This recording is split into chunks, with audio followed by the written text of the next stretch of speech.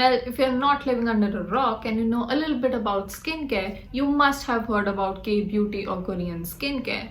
Multiple steps, unique products and ingredients that you've never heard of.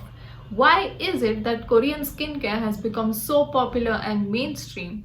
I mean, there are websites that are solely dedicated to providing Korean skincare products to Indian market. And why Korean? Is it a byproduct of the Korean culture wave or Hallyu wave?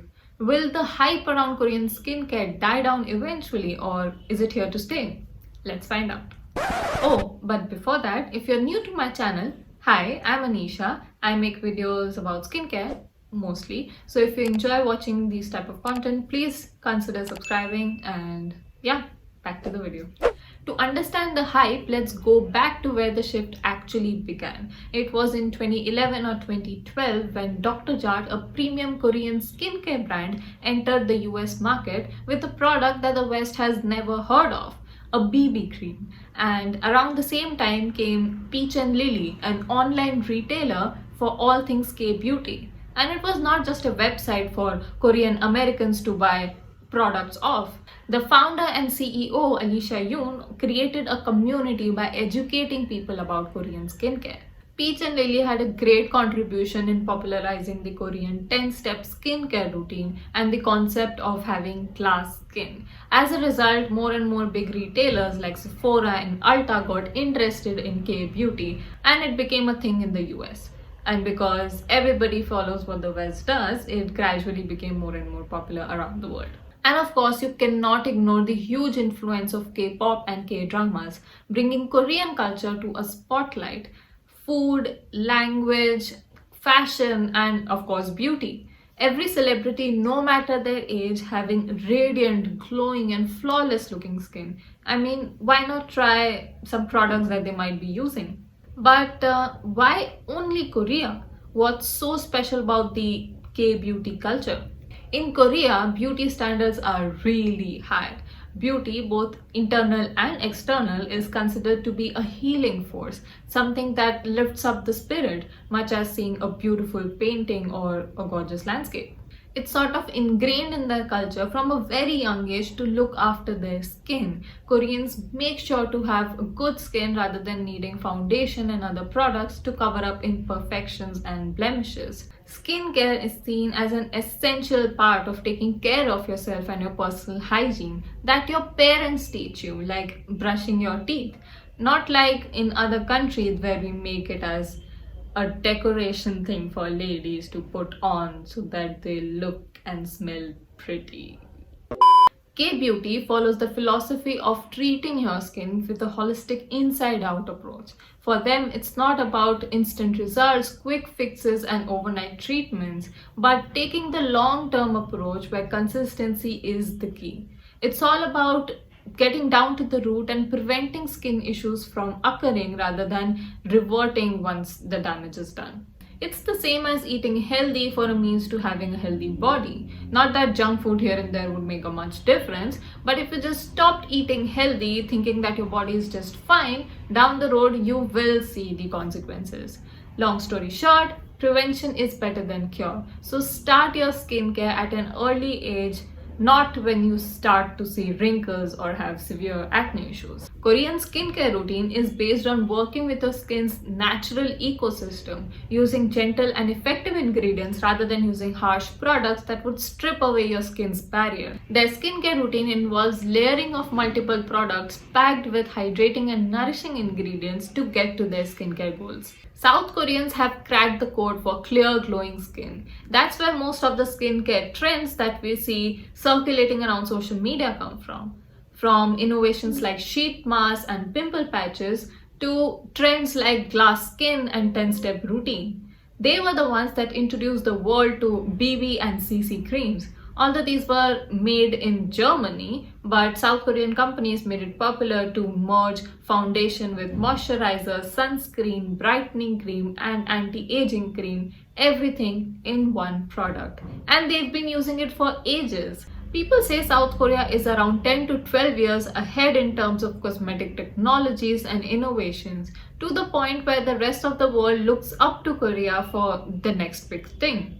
Korean beauty products are incredibly advanced when it comes to ingredients and formulations. Much more research is carried out for every new product, and it's the Korean consumers that push the companies to raise the bar because they are very serious about their skincare. They are very knowledgeable about different products and ingredients, have high expectations, and won't settle for less.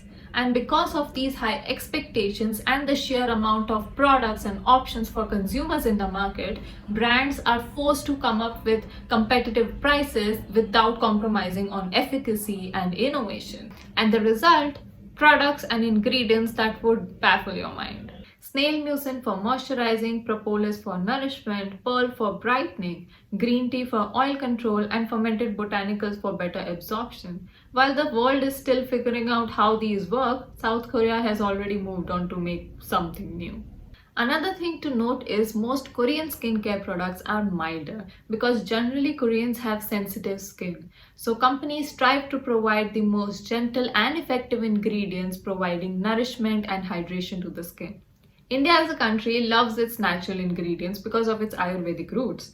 Similarly, Korea also relies largely on natural ingredients and traditional medicines because they've been tested for centuries. Chia seeds, bamboo, avocado, rice water, green tea, ginseng, alongside actives like AHAs, BHAs, and hyaluronic acid are the common ingredients that you would see in their skincare. And if you see a Korean product being marketed as a green tea product, rest assured that you are getting a high concentration of green tea in that product, which should be the case because you're marketing it as to be a green tea product.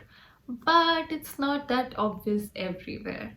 I'm talking about you, Biotique. Hey, stop it! Let me show you with an example. So one side we have honey water pore tightening toner in which honey or madhu is 1.5%. That means inside 120 ml of this toner we get less than 2 ml of honey. And on the other side we have propolis synergy toner in which the first ingredient in the ingredient list is propolis extract followed by honey extract.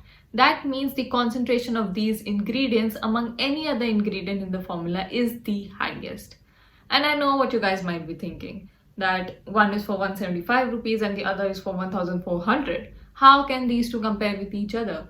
And yeah, it is true. So let's talk more about pricing. First, we have the drugstore or the affordable range. A lot of people, including me, are comfortable with this range. It starts as low as rupees 50 or 100 and goes up till rupees 1200. This range includes drugstore brands like Neutrogena and Indian skincare brands like Mama Earth and Minimalist. Majority of their products, if not all, fall under this range. Then comes the luxury range, skincare that is expensive. It starts at rupees 1000 where you can get 7 ml or 15 ml of a product at rupees 1000 and the full size of the product is around 6000 to 10,000. Brands like Clinique and Estee Lauder fall under this luxury range. And then comes Korean brands, which sit somewhere in the middle. The range roughly starts at rupees 700 and goes up to rupees 3000. Although there are luxury brands in Korean skincare as well, but most of the brands fall in this range. And this is still considered within the drugstore range in a lot of different countries like the United States.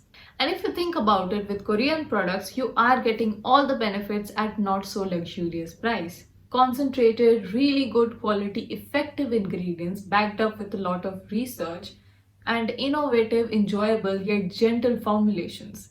And packaging. Let's take a moment to appreciate the packaging. Since K-beauty products have a lot of competition, brands have to grab customers' attention and they do this by their aesthetically pleasing designs. And we are not complaining. From cute illustrations of pandas and peaches to more sophisticated and minimalist designs, they have it all. And in recent years, a lot of the brands have shifted to more eco-friendly and recyclable packaging as well. So coming back to the point, although the pricing is a bit high for Indian market, but the pros are just too good to be neglected, and you will realize it too once you start using Korean skincare products.